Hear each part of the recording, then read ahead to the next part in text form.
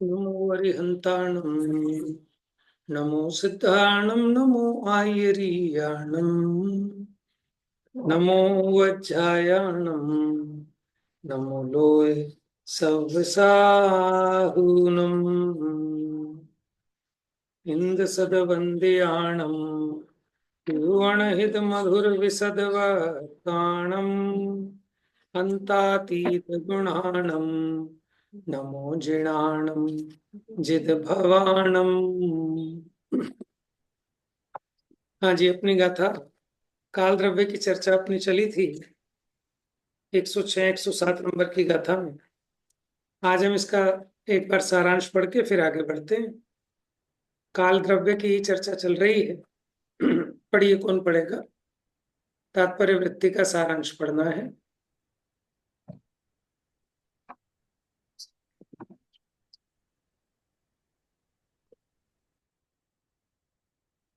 हम पढ़े भैया। हाँ, पढ़िए।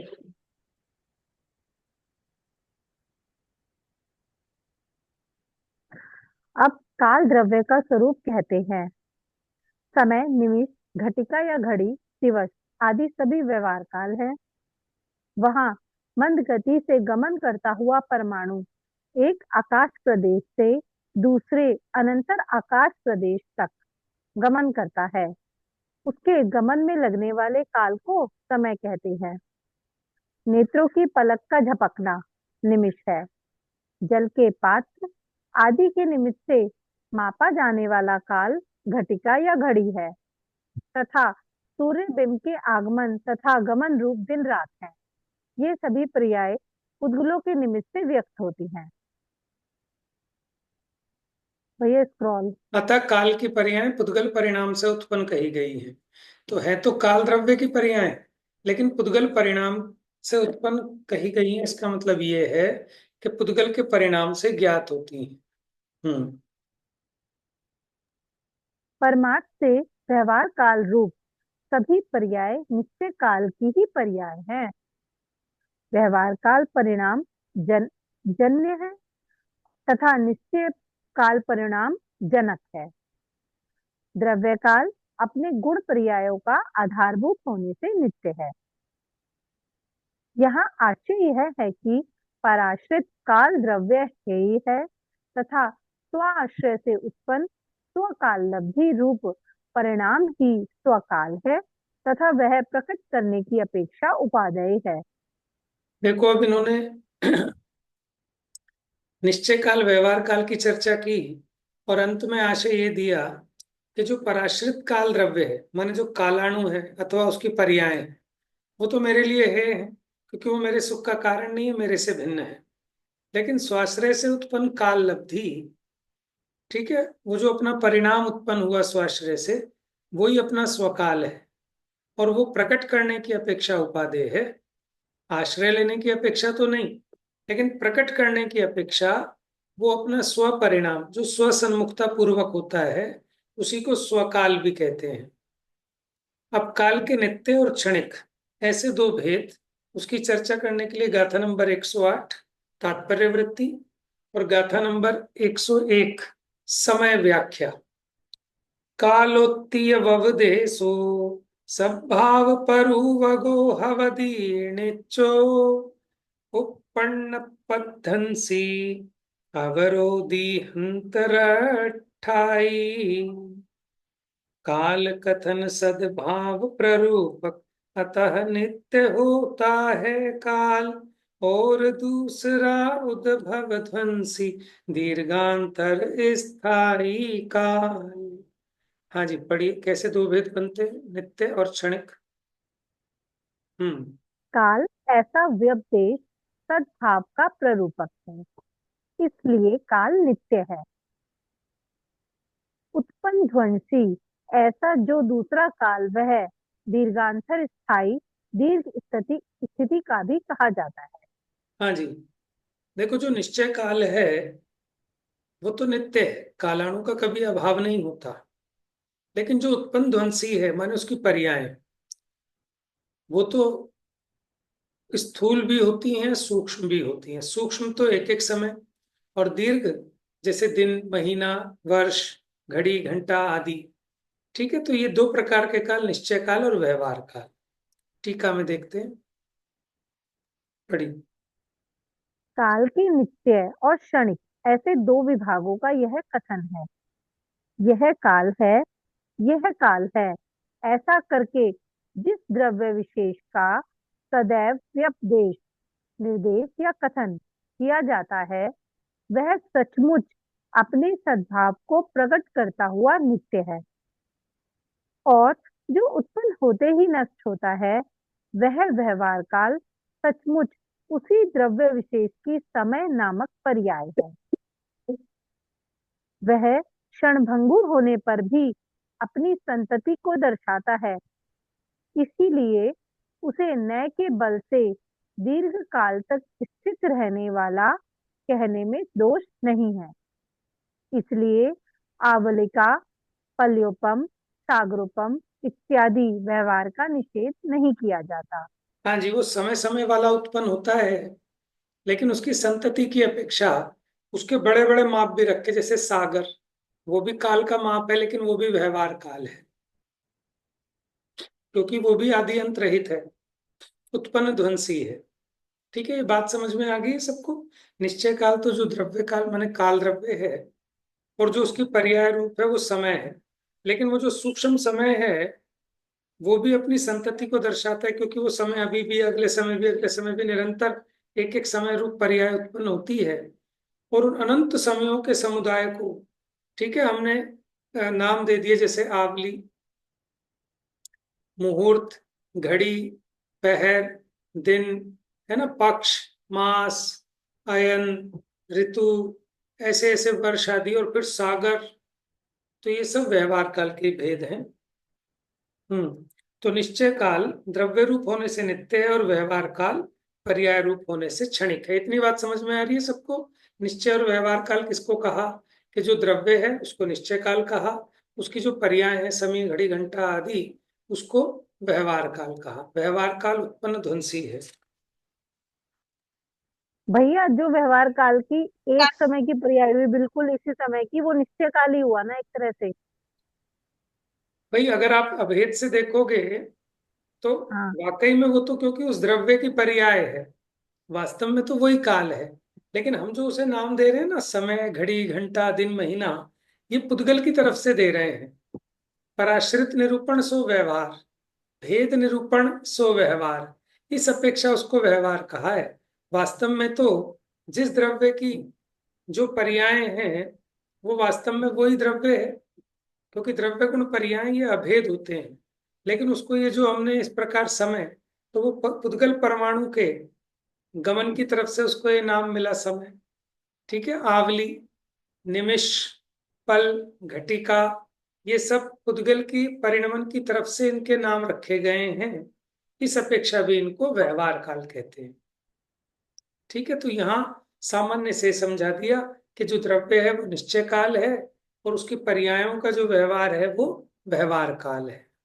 वास्तव में तो जो कालाणु है, उसकी जो पर्याय है वो आपको गम्य नहीं है, आपको नहीं पता चलती। आप कैसे पता लगाते हो बताओ? आपको तो पुद्गल का परिणमन ज्ञात होता है, उससे उसका परिचय कराते हैं हम आपको। नहीं तो आपको कैसे पता चलेगा एक घंटा क्या होता है, एक घड़ी क्या होती है, एक दिन क्या होता है? ठीक है। तो क्योंकि हमने पर की तरफ से उसका निरूपण किया, इसलिए उसको व्यवहार काल कह रहे हैं। भेद करके निरूपण किया, इसलिए व्यवहार काल कह रहे हैं। ठीक।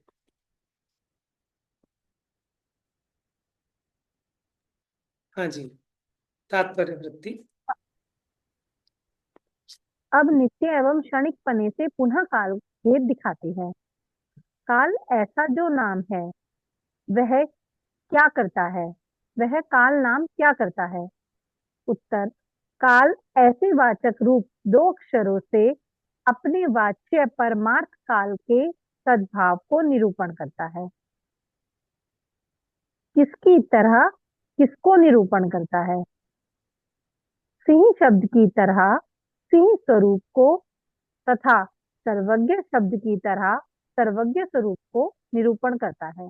देखिए, वाचक और वाच्य, वाचक होते हैं कहने वाले शब्द, और वाच्य उन शब्दों के द्वारा जो आपको कहा जा रहा है। जैसे सिंह, ये शब्द है। अब ये शब्द किसको बतला रहा है? सिंह के स्वरूप को। सर्वज्ञ, ये शब्द सर्वज्ञ के स्वरूप को कहता है। उसी प्रकार काल, ऐसा जो दो अक्षरों का समुदाय रूप शब्द है, ये अपने वाच्य को कहता है, वो परमार्थ काल है। इस प्रकार अपने स्वरूप को निरूपण कर किस रूप होता है, वो काल कैसा होता है। हाँ जी, पढ़िए। यद्यपि काल, यद्यपि काल ऐसे दो अक्षर रूप से नित्य नहीं होता है, तथापि काल शब्द से वाच्य जो द्रव्य काल का स्वरूप है, उस स्वरूप से नित्य होता है। इस प्रकार नित्य काल जानना चाहिए। देखो ये जो शब्द है ये तो नित्य नहीं है। अभी हमने बोला काल, खत्म। लेकिन इससे कहा जाने वाला जो द्रव्य है वो तो नित्य है। लेकिन ये काल, ये शब्द अनित्य है। अब व्यवहार काल। दूसरा व्यवहार काल जानना चाहिए। वह व्यवहार काल किस रूप है? यद्यपि वर्तमान समय की अपेक्षा से उत्पन्न प्रध्वंसी होता है, तथापि पूर्व अपर संतान की अपेक्षा से व्यवहार नए से आवली, पल्योपम, सागरोपम आदि रूप से दीर्घांतर स्थायी घटित होता है। इसमें दोष नहीं है। इस प्रकार नित्य क्षणिक रूप से नित्य व्यवहार काल जानना चाहिए, अथवा प्रकांतर से निश्चय व्यवहार काल का स्वरूप कहते हैं। अब देखो यहाँ तो समझा दिया। अब दूसरे तरीके से समझाते हैं निश्चय व्यवहार काल का। पढ़िए। वह इस प्रकार है।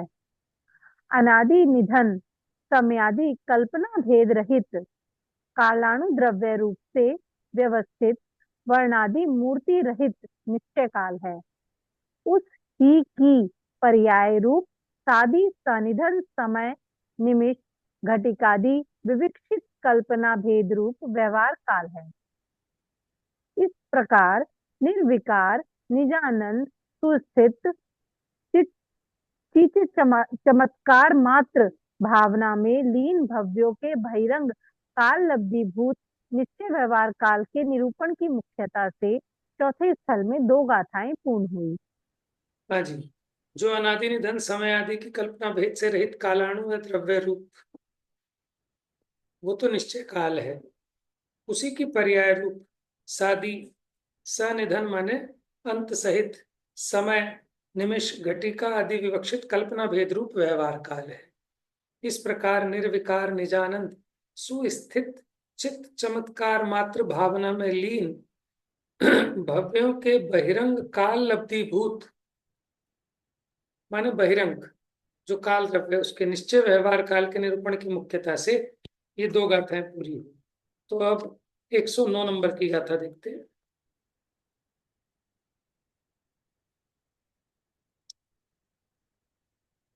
काल के द्रव्यपने का विधान तथा अस्थिकायपने का निषेध।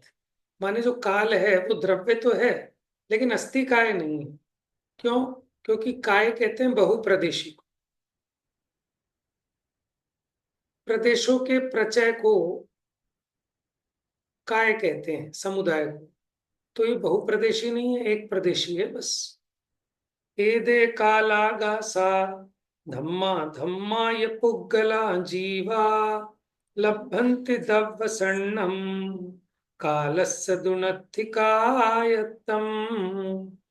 धर्मा धर्माकाश काल पुद्गल चेतन ये द्रव्य सभी द्रव्य नाम पाते हैं, पर कायत्व काल में नहीं कभी। हाँ जी। धर्म धर्म आकाश काल पुद्गल चेतन, ये द्रव्य सभी द्रव्य नाम पाते हैं, पर कायत्व तो काल में नहीं है। द्रव्य संज्ञा तो है इन छह के छह की, लेकिन काल को कायपना नहीं है। टीका पढ़िए। यह काल को द्रव्यपने के विधान का और अस्थिकायपने के निषेध का कथन है।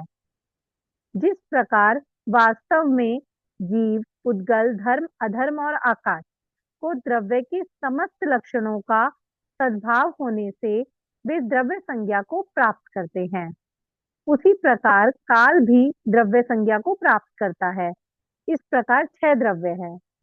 किंतु जिस प्रकार जीव, पुद्गल, धर्म, अधर्म और आकाश को दुई आदि प्रदेश जिसका लक्षण है, ऐसा अस्थि कायपना है, उसी प्रकार कालाणुओं को यद्यपि उनकी संख्या लोकाकाश के प्रदेशों जितनी असंख्य है, तथापि एक प्रदेशीपने के कारण अस्थि कायपना नहीं है।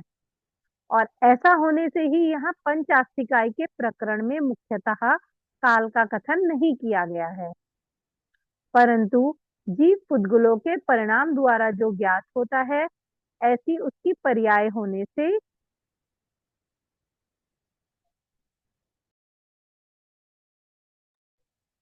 भैया म्यूट है।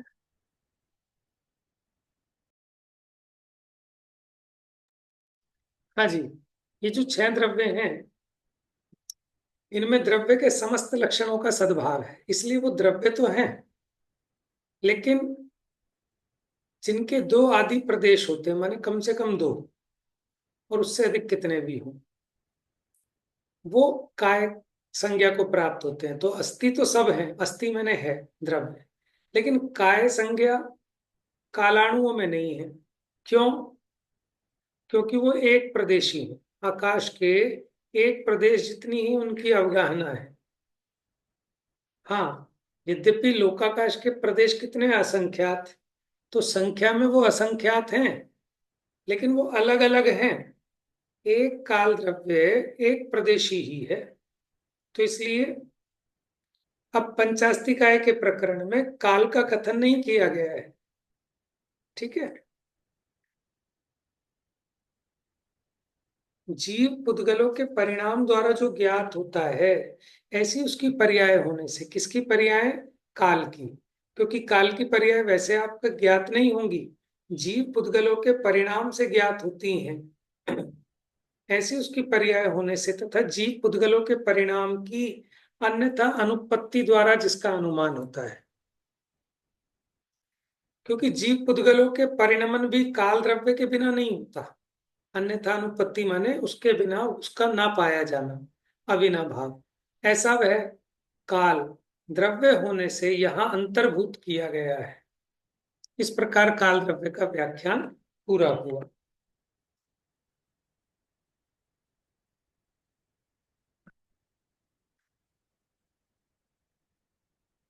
अब तात्पर्य वृत्ति। हम्म। अब काल के द्रव्य संज्ञा विधान तथा कायपने के निषेध को प्रतिपादन करते हैं। ये प्रत्यक्ष भूत काल, आकाश, धर्म, अधर्म, पुद्गल तथा जीव प्राप्त करते हैं। प्रश्न, किसको प्राप्त करते हैं? द्रव्य नाम को प्राप्त करते हैं। किस कारण से द्रव्य नाम प्राप्त करते हैं? सत्ता लक्षण, सत्ता लक्षण, उत्पाद व द्रव्य लक्षण तथा गुण पर्याय लक्षण। इस प्रकार द्रव्य पीठिका कथित क्रम से द्रव्य के तीनों लक्षण लक्षण होने के कारण द्रव्य नाम प्राप्त करते हैं। हाँ जी, तीन लक्षण बताए द्रव्य के, कौन बताएगा?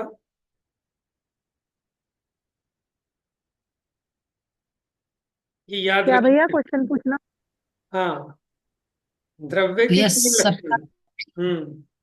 सत्लक्षण, उत्पाद व द्रव्य लक्षण और गुण पर्याय लक्षण। यानी जो सत है वो द्रव्य है, दूसरा जो उत्पाद व द्रव्य सहित है वो द्रव्य है, जो गुण पर्यायवान है वो द्रव्य। ऐसे तीन प्रकार के लक्षण गिने हैं द्रव्य पीठिका में। हम्म। हाँ जी, चलिए आगे बढ़िए।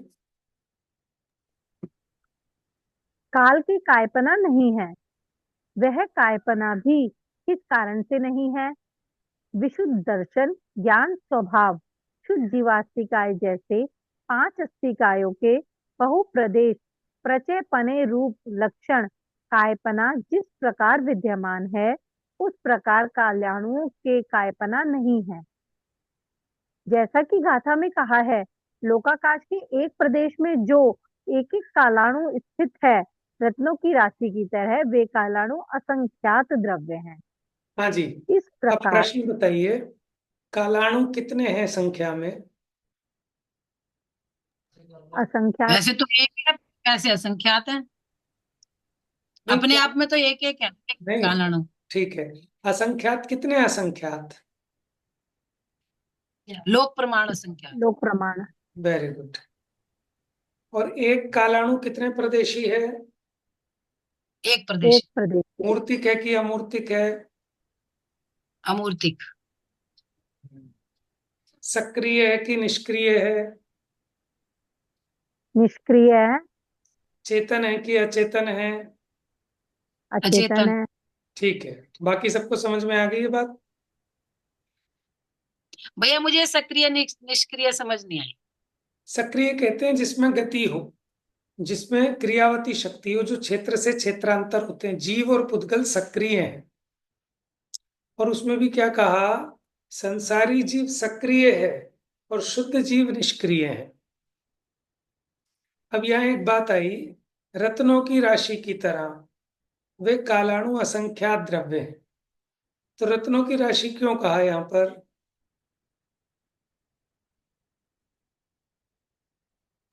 क्योंकि भैया वो पुद्गल स्कंदों की तरह जुड़ नहीं सकते एक साथ। Very good. अब पुद्गल परमाणु तो क्या होते हैं, आपस में जुड़कर स्कंद बन जाते हैं। लेकिन जो रत्न होते हैं ना, जैसे वो आपस में इकट्ठे होकर भी जुड़ते नहीं है, एक रूप नहीं होते, ऐसे ये कालाणु आपस में जुड़कर स्कंद का निर्माण नहीं करते।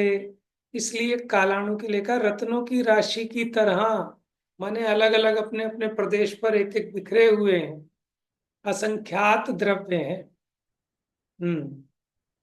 पढ़िए आगे।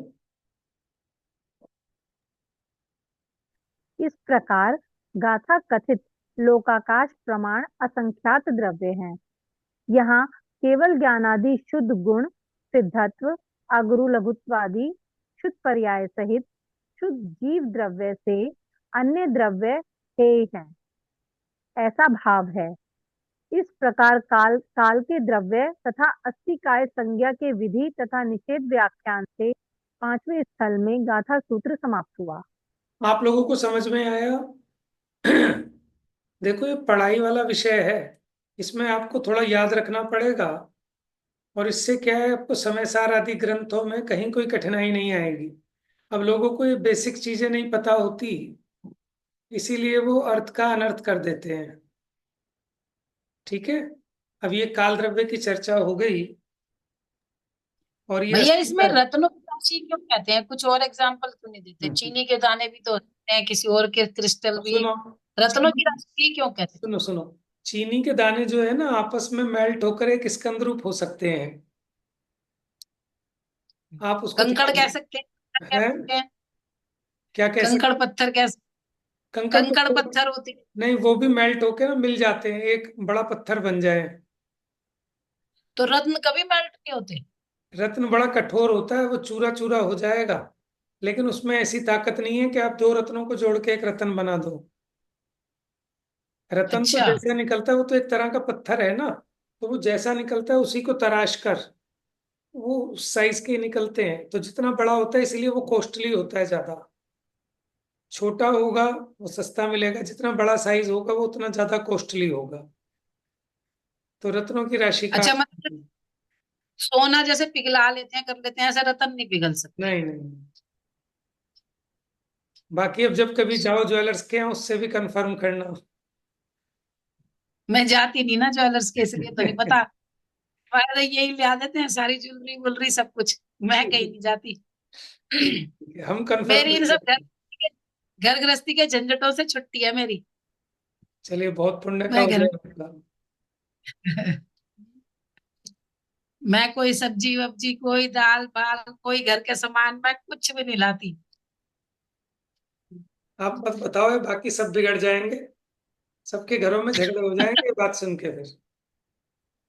नहीं, झगड़े इसलिए नहीं होंगे कि हमारे पतिदेव को शौक है ये लाने का, मुझे शौक नहीं है। अच्छा, उन्हें फिर तो खुशी अच्छी मिलती है बात। ये काम करने में, ज्वेलरी लाने में या कोई घर के सामान लाने में। और मेरे को बहुत बोरियत होती है, तो इसलिए झगड़े की बात नहीं है। चलिए, बहुत बढ़िया है। सबके हस्बैंड को ऐसा शौक लगे तो बेचारी फ्री हो जाए सब। चलिए, एक कथन और लेते हैं, एक गाथा, 110 नंबर की गाथा। अब पंचास्तिकाय के अवबोध, अवबोध माने इसके ज्ञान का फल तथा कथन का उपसंहार। एवं पवयण सारम पंचित्थै संगहम वियाणिता, जो मुयदि राग दोषे सोगाहदि दुख परि मोक्षम। इस प्रकार पंचास्तिकाय संग्रह जो जिन प्रवचन का सार, जाने राग द्वेष को छोड़ शीघ्र तजे दुखमय संसार। अब यहाँ ये गाथा क्यों दी है कि पंचास्तिकाय के, ठीक है, अवबोध माने होता है उसका ज्ञान, उसको सीखने का, उसको जानने का फल क्या जानो, कि जो पंचास्तिकाय संग्रह है जो कि जिन प्रवचन का सार है, ठीक है, इसका